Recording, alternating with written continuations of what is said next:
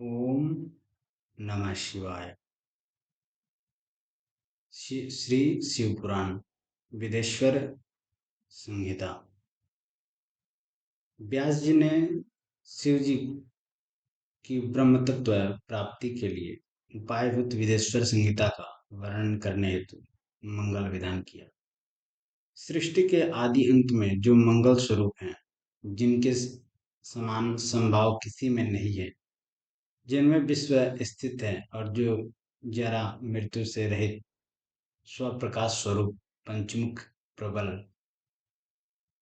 पंच महापापों के हरने वाले भक्तों के मोक्ष में बाधक शब्दादि पंच विषयों को शांत करने वाले भक्तों के लिए कल्याणकारी पार्वतीपति शिव जी का मैं ध्यान करता हूँ। व्यास जी ने कहा कि धर्म के उस महान क्षेत्र में जहाँ गंगा कालिंदी मिली है, उस ब्रह्मलोक के मार्ग परम पवित्र प्रयाग नामक प्रदेश में सत्यव्रत में रत ज्ञानी एवं महाव्रती अत्यंत पराक्रमी और महान भाग्यवान ऋषि दीर्घ यज्ञ का अनुष्ठान करने लगे। व्यास जी के शिष्य महामुनि उस यज्ञ को सुन करके ज्ञा, पुराण ज्ञाताओं में सर्वश्रेष्ठ सूत जी उस स्थान में आए। सूत जी को वहां आए हुए देखकर मुनि अत्यंत प्रसन्न हुए और उन्होंने चित्त से उनका विधिवत पूजन किया। तब विनयुक्त होकर वह मुनिजन हाथ जोड़कर उस प्रसन्न हुए महात्मा का विधिवत स्तवन करने लगे। हे सर्वज्ञ, आपने भाग्य से गौरव पूर्वक व्यास जी से संपूर्ण पुराण पुराण विद्या का अर्थ रहित ज्ञान प्राप्त किया है, इसलिए आप आश्चर्यभूत कथाओं में उसी प्रकार का पात्र हैं जिस प्रकार श्रेष्ठ रत्नों का स्थान समुद्र है। भूत भविष्यत वर्तमान जो कुछ त्रिलोक में है, उसमें ऐसा कुछ भी नहीं है जो आपसे छिपा हुआ। हमारे सौभाग्य से ही आप इन स्थान पर पधारे हैं। आप हमारे मंगल किए बिना यहाँ से नहीं जाएंगे। पहले ही हमने आपसे अनेक कथाएं सुनी है, फिर भी उनसे हमारी तृप्ति नहीं हुई है। हमें उनके बारंबार श्रवण करने की इच्छा होती है। हे अत्यंत मेधावी मुने, इस समय जो रहस्यमय वार्ता सुनने के योग्य हो, उसे आप कृपा पूर्वक हमारे प्रति कहिए। इस घोर कलिकाल में उपस्थित होने पर पुण्यहीन मनुष्य ही प्रकट हुए हैं। सबकी प्रीति दुराचार में है तथा सत्य और पुण्य कर्म से रहित है। पर निंदा करने में रत रहते हैं। पराये द्रव्य की अभिलाषा पर नारियों में चित्त लगाने वाले लोग दूसरों की हिंसा को सदा तत्पर रहते हैं। देह में आत्मा का भ्रम रखने वाले नास्तिक बुद्धि वाले मूर्ख, माता पिता से द्वेष रखने वाले, काम के किंकर और स्त्रियों के वशीभूत रहने वाले ब्राह्मण लोग में फंस रहे हैं। वेदों के विक्रय में आजीविका चलाते हैं, धन के लिए विद्या का अध्ययन करते हैं और विद्या के मत से मोहित हैं। अपने स्वाभाविक कर्म का त्याग करने वाले, दूसरों को ठगने वाले और त्रिकाल संध्या से रहित तथा ब्रह्म ज्ञान से शून्य हैं। स्वयं को पंडित समझने वाले, दया रहित आचार और व्रत से हीन, कृषि कर्म में लगे हुए, क्रूर स्वभाव के साथ मलिन चित्त वाले हैं।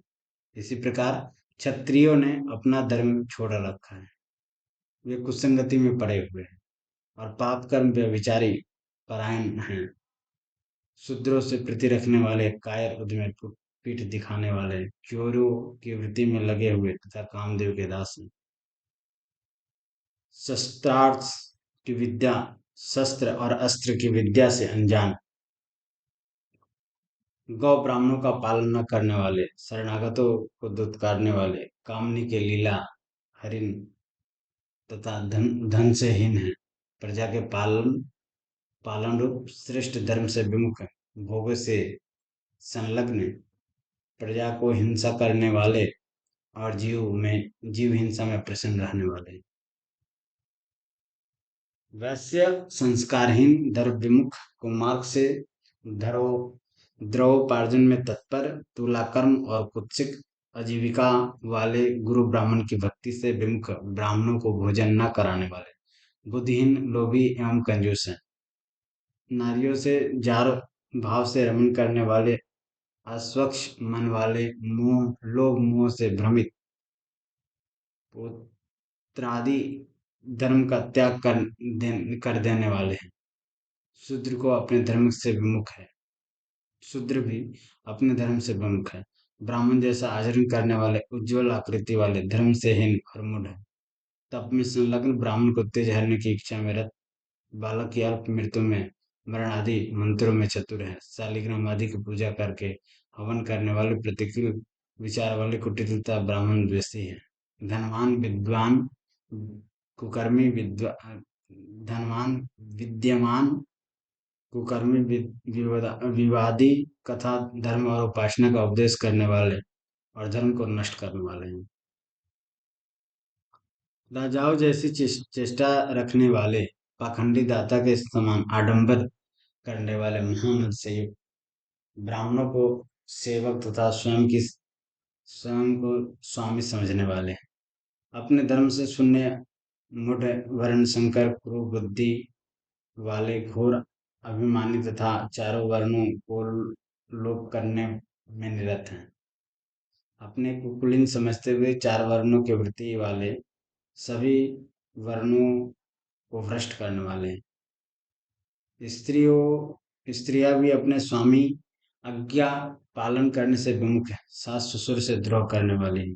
बुरे हाव भाव वाली, कुत्सित स्वभाव वाली, काम व्यवला, जाट के संग में को चाहने वाली तथा पति द्रोहिणी, कन्या भी माता पिता को न चाहने वाली, बुरे आशय वाली, अविद्या से घिरी हुई, रोग से ग्रसित देह वाली है।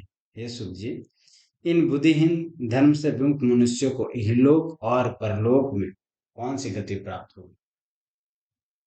हमारे मन हमारा मन इन चिंताओं से सदा व्याकुल रहता है। परोपकार के समान विश्व में अन्य कोई धर्म नहीं है।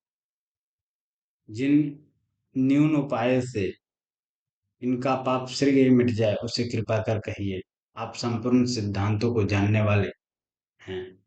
व्यास जी ने कहा कि ज्ञानमय आत्मा वाले उन मुनियों के ऐसे वचन सुनकर सूत जी ने मन में शिव जी का स्मरण किया और उन मुनियों से कहने लगे। सूत जी ने कहा कि हे महात्मा हो, आपने उत्तम प्रश्न किया। इसके द्वारा विश्व का कल्याण होगा। मैं गुरुदेव का स्मरण कर स्नेह पूर्वक कहता हूँ, तुम आदर पूर्वक सहित श्रवण करो। वेदांत का सार स्वरूप शिव पुराण सभी पापों को नष्ट करने वाला और परलोक में परमार्थ को प्रदान करने वाला। उसमें शिव जी का यश वह कलयुग के पापों को दूर कर देता है। हे विप्रो, सदा पुराण सदाचार वर्गों का फल प्राप्त कराने वाला है। हे विप्रगण, उस पुराण का अध्ययन करने मात्र से प्राणियों को सर्वोत्तम सदगति की प्राप्ति हो जाती है। ब्रह्म हत्या आदि पाप भी अभी तक तभी तक विद्यमान रहते हैं जब तक संसार में आश्चर्य रूपी शिव पुराण का प्राकट्य नहीं होता। कलयुग के घोर उत्पाद भी तभी तक टिक पाते हैं जब तक कि संसार में शिव पुराण की प्राकट्य नहीं हो पाता। सभी शस्त्र तब तक परस्पर में विवाद करते प्रतीत होते हैं जब तक कि विश्व में शिव पुराण का उदय नहीं हो जाता।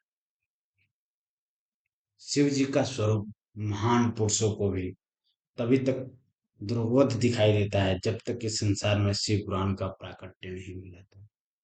यमराज के क्रूर दूत भी तभी तक निर्भय विचरण करते हैं जब तक कि यह आश्चर्य स्वरूप सूर्य रूपी पुराण उदय नहीं हो जाता। संपूर्ण तीर्थ भी पृथ्वी में तभी तक विवाद करते हैं जब तक कि विश्व में शिव पुराण प्रकट नहीं हो जाता।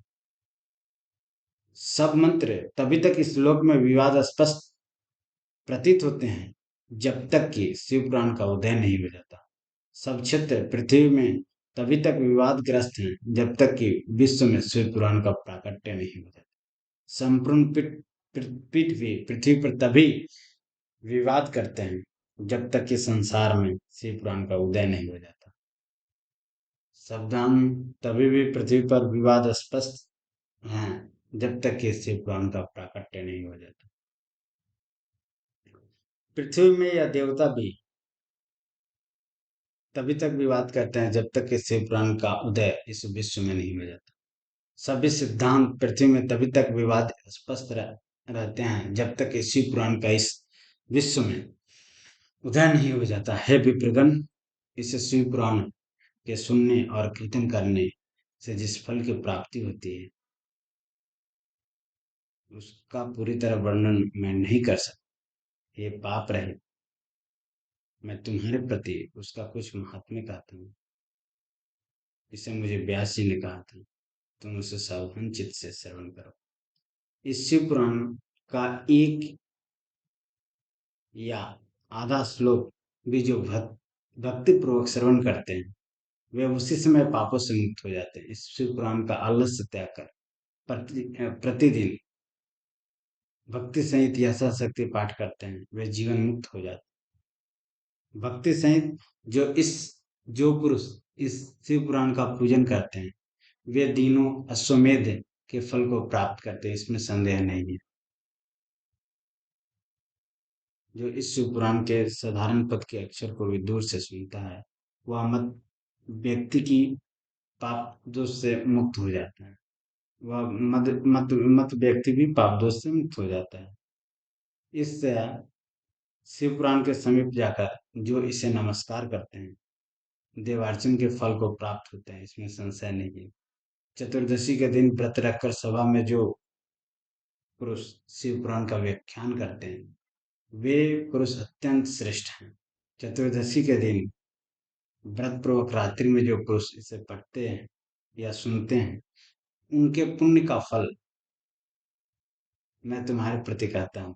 कुरुक्षेत्र आदि पुण्य स्थानों से जाकर सूर्य ग्रहण के अवसर पर अपने समान धन कथावाचक ब्राह्मणों को देने पर जो फल प्राप्त होता है वह फल कथा श्रवण करने वाले को अवश्य प्राप्त होता है, इसमें संदेह नहीं है।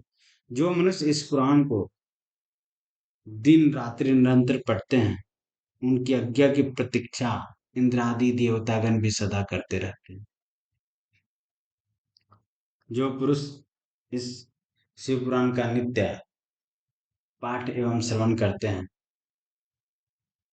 उनके द्वारा किए गए सत्कर्मों का फल कोटि गुना होता है। इसको रुद्र संहिता को सावधानी पूर्वक पढ़ने वाला मनुष्य 3 दिन के भीतर ही ब्रह्म हत्या से छुटकारा प्राप्त कर लेता है। जो पुरुष इसकी रुद्र संहिता का भैरव जी की मूर्ति के समक्ष प्रतिदिन 3 बार मौन होकर पाठ करता है वह अपने मनोरथों को प्राप्त होता है। बट और बिल्लों की प्रदक्षिणा करके जो कोई इसके रुद्र संहिता का पाठ करता है उसको ब्रह्म हत्या से छुटकारा मिल जाता है। इसके अतिरिक्त कैलाश संहिता का जिससे भी अधिक महात्मा है वह संहिता साक्षात ब्रह्म स्वरूपिणी है तथा ओंकार के अर्थ को प्रकाशित करने वाली है।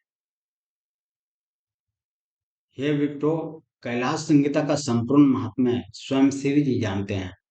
उनसे आधा व्यास जी और व्यास से आधा मैं जानता हूँ, व्यास जी से आधा मैं जानता हूँ।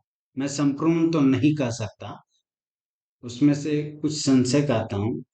उसका ज्ञान होने से तत्काल ही चित्त शुद्ध हो जाता है। हे मुनिवर, जिस पापनाश रुद्र संहिता नहीं करती वह तो ढूंढने के लिए भी उपलब्ध नहीं हो पाता। वह संहिता शिव जी ने उपनिषद रूपी समुद्र से मत कर निकाली और कुमार को दे दी।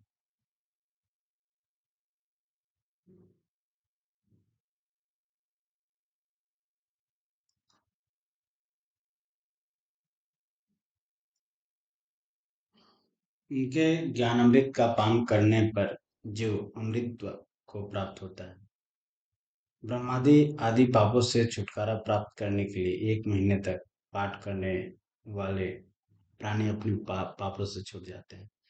दुष्प्रतिग्रह, दुर्भोजन और दुर्वचन आदि के द्वारा उत्पन्न पाप इस संहिता के पाठ करने के फलस्वरूप नाश को प्राप्त होता है।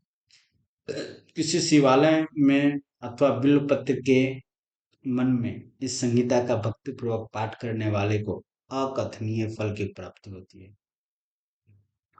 इस संहिता का भक्ति पूर्वक पाठ करते हुए श्राद्ध में ब्राह्मणों को भोजन कराने वाले के सभी पितर शिव जी के लोकों को गमन करते हैं। चतुर्दशी के दिन निराहार व्रत पूर्वक जो इस संहिता का पाठ करता है और जो बिल्व मूल में पढ़ता है, वह साक्षात शिव से पूजित होता है। देवता भी उसे पूजते हैं। और दूसरी संहिता की संपूर्ण कामनाओं और फलों को देने वाली है। इन दोनों में ही शिव जी की श्रेष्ठ लीला वर्णन है, इसलिए दोनों ही श्रेष्ठ हैं। इस शिव पुराण के वेद सम्मत माना है। इस शिव पुराण को वेद सम्मत माना है। इस पुराण का निर्माण पूर्व काल में भगवान शिव जी ने स्वयं किया था। यह दिव्य शिव पुराण 7 संहिताओं से युक्त सर्वोपरि प्रतिष्ठित है।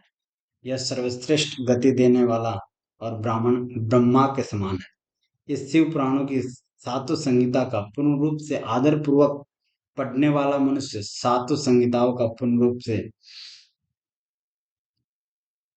पढ़ने वाला मनुष्य जीवन से मुक्त हो जाता है। इस निर्मल पुराण को शिव जी ने कथन किया है तथा शिव धर्म में कुशल व्यास जी ने इसका संग्रहण किया है।